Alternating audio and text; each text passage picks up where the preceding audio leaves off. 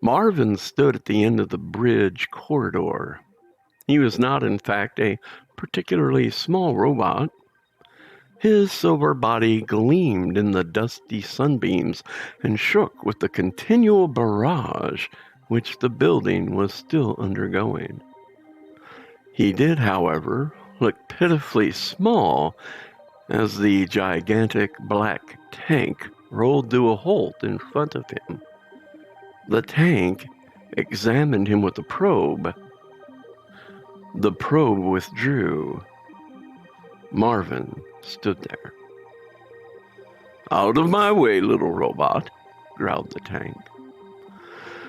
"I'm afraid," said Marvin, "that I've been left here to stop you." The probe extended again for a quick recheck. It withdrew again. "You! Stop me!" roared the tank. "Go on!"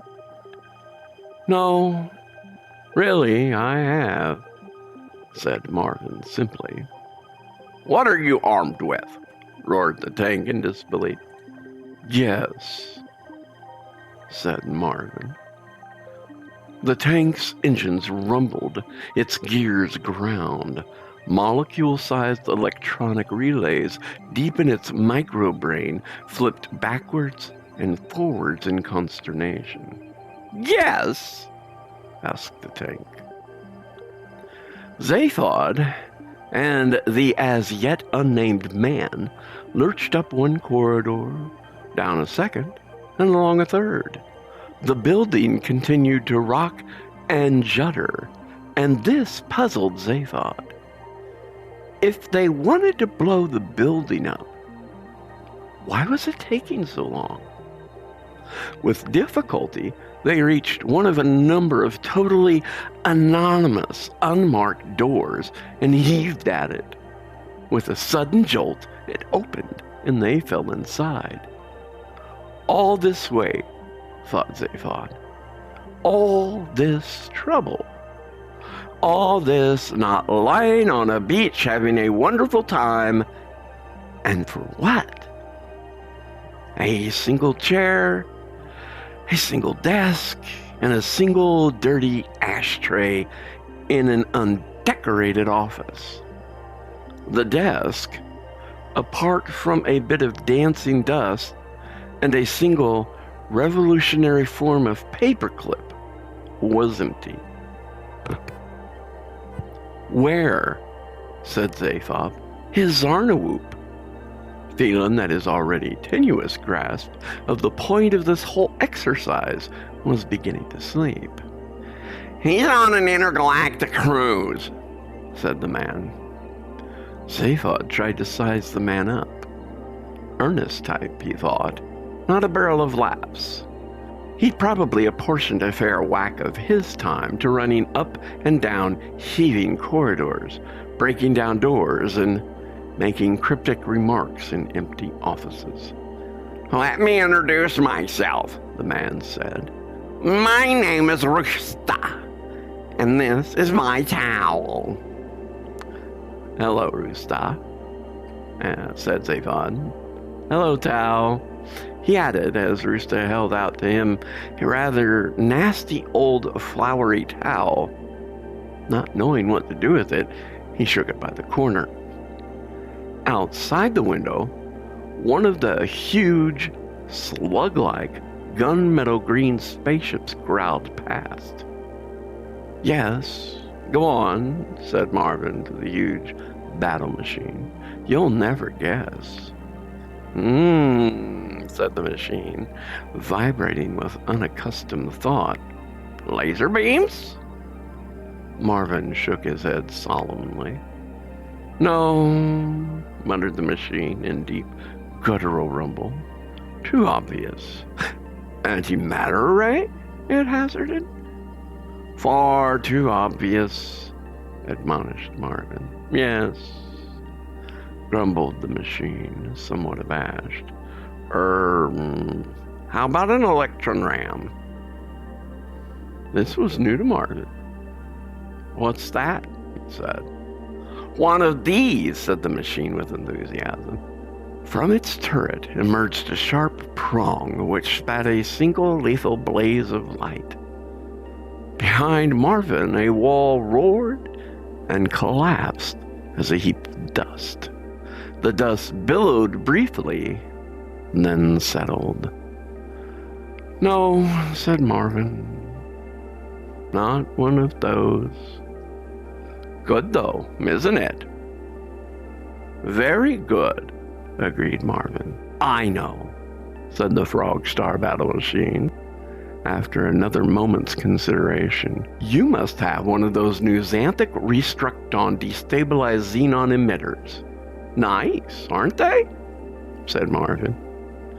"That's what you've got?" said the machine in considerable awe. "No," said Marvin. "Oh," said the machine, disappointed.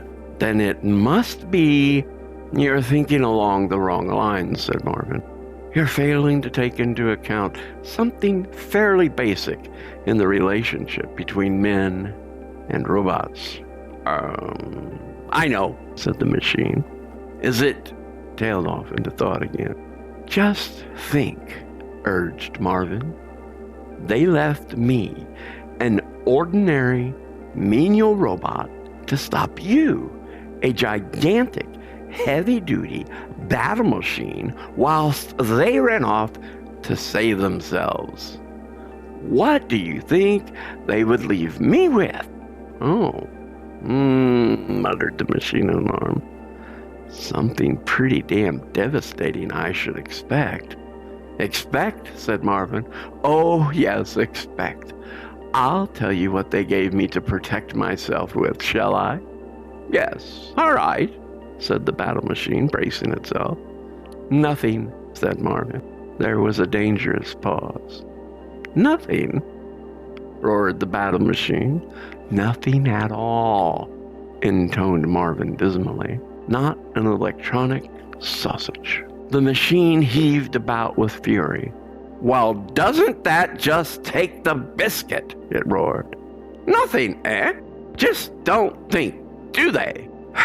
"And me," said Marvin, in a low, soft voice, "with this terrible pain in all the diodes down my left side. Makes you spit, doesn't it?" "Yes," agreed Marvin with feeling. "Hell, that makes me angry," bellowed the machine. "Think I'll smash that wall down." The electron ram stabbed out another searing blaze of light and took out the wall next to the machine. "How do you think I feel?" asked Marvin bitterly. "Just ran off and left you, did they?" the machine thundered. "Yes," said Marvin. "I think I'll shoot down their blaze ceiling as well," raged the tank, who took out the ceiling of the bridge. "That's very impressive," murmured Marvin. "Oh, you ain't seen nothing yet," promised the machine. "I can take out this floor, too. No trouble." It took out the floor, too. "House bells!" the machine roared. "House bells!" the machine roared as it plummeted 15 stories and smashed itself to bits on the ground below. "What a depressingly stupid machine," said Marvin, and trudged away. "So, do we just sit here or what?" said Zaphod angrily. "What do these guys here want?" "You, Beeblebrox," said Roosta. "They're going to take you to the Frog Star, the most totally evil world in the galaxy." "Oh, yeah?" said Zaphod. "They'll have to come and get me first." "They have come and got you," said Roosta. "Look out the window." Zaphod looked and gaped. "The ground's going away," he gasped. "Where are they taking the ground?" "They're taking the building," said Roosta. "We're airborne." Clouds streaked past the office window. Out in the open air again, Zaphod could see the ring of dark green Frog Star fighters round the uprooted tower of the building. A network of force beams radiated in from them and held the tower in a firm grip.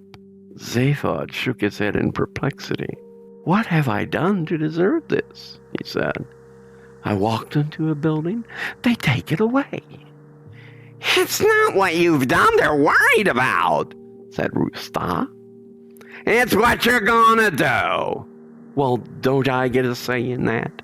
You did, years ago. You better hold on. We're in for a fast and bumpy journey. If I ever meet myself, said Zaphod, I'll hit myself so hard I won't know what hit me. Marvin trudged in through the door, looked at Zaphod accusingly, slumped in a corner, and switched himself off.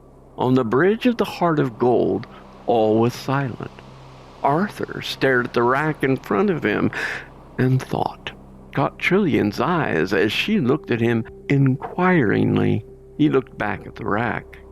Finally, he saw it. He picked up 5 small plastic squares and laid them on the board that lay just in front of the rack. The 5 squares had on them 5 letters: E, X, Q, U, and I. He laid them next to the letters S-I-T-E. Exquisite, he said, on a triple word score. Scores rather a lot, I'm afraid. The ship bumped and scattered some of the letters for the nth time. Julian sighed and started to sort them out again. Up and down the silent corridors echoed Ford Prefect's feet as he stalked the ship, thumping dead instruments. Why does this ship keep shaking, he thought. Why does it rock and sway? Why could he not find out where they were? Where basically were they? The left-hand tower of the Hitchhiker's Guide to the Galaxy's offices streaked through interstellar space at a speed never equaled either before or since by any other office block in the universe. In a room halfway up, Zaphod Beeblebrox strode angrily. Roosta sat on the edge of the desk, doing some routine towel maintenance. Hey, where did you say this building was flying to? Demanded Zaphod. The Frog Star, said Roosta. The most totally evil place in the universe. Do they have food there? Asked. Food? You're going to Frog Star and you're worried about whether they got food. Without food, I may not make it to Frog Star. Out the window, they could see nothing but the flickering light of the force beams and vague green streaks, which were presumably the distorted shapes of the Frog Star fighters. At this speed, space itself was invisible and indeed unreal. Here, suck this, said Roosta, offering Zaphod his towel. Zaphod stared at him as if he expected a cuckoo to leap out of his forehead on a small spring. It's soaked in nutrients, explained Roosta. What are you? A messy eater or something? Asked Zaphod. The yellow straps are high in protein. The green ones have vitamin B and C complexes. The little pink flowers contain wheat germ extracts. Zaphod took and looked at it in amazement. What are these brown stains, he asked. Barbecue sauce, said Roosta. When I get sick of the wheat germ. Zaphod sniffed it doubtfully. Even more doubtfully, he sucked a corner. He spat it out again. Ugh, he stated. Yes, said Roosta. When I've had to suck that in, I usually need to suck the other end a bit too. Why? Asked Zaphod suspiciously. What's in that? Antidepressants, said Roosta. I've gone right off this towel, you know, said Zaphod, handing it back. Roosta took it back from him, swung himself off the desk, walked around it, sat in the chair, and put his feet up. Beeblebrox, he said, sticking his hands behind his head. Have you any idea what's going to happen to you on Frog Star? They're going to feed me? Hazarded Zaphod, hopefully. They're going to feed you, said Roosta. Into the total perspective vortex! Zaphod had never heard of this. He believed that he had heard of all the fun things in the galaxy, so he assumed that the total perspective vortex was not fun. He asked what it was. Only, said Roosta, the most savage psychic torture a sentient being can undergo. Zaphod nodded in a resigned nod. So, he said, no food, huh? Listen, said Roosta urgently. You can kill a man, destroy his body, break his spirit, but only the total perspective vortex can annihilate a man's soul. The treatment lasts seconds, but the effect lasts the rest of your life. You ever had a pan-galactic gargle blaster? Asked Zaphod sharply. This is worse. Phew, admitted Zaphod, much impressed. Any idea why these guys might want to do this to me? He added a moment later. They believe it will be the best way of destroying you forever. They know what you're after. Could they drop me a note and let me know as well? You know, said Roosta. You know, Beeblebrox. You want to meet the man who rules the universe. Can he cook? Asked Zaphod. On reflection, he added, I doubt if he can. If he could cook a good meal, he wouldn't worry about the rest of the universe. I want to meet a cook. Roosta sighed heavily. What are you doing here anyway? Demanded Zaphod. What's all this got to do with you? I'm just one of those who planned this thing, along with Zarnawoop, along with Uden Vrax, along with your great-grandfather, along with you, Beeblebrox. Me? Yes, you. I was told you had changed. I didn't realize how much. But I'm here to do one job. I will do it before I leave. What job, man? What are you talking about? I will do it before I leave. Roosta lapsed into an impenetrable silence. Zaphod was terribly glad. I hope you'll join us at the restaurant at the end of the universe when the next chapter drops very soon.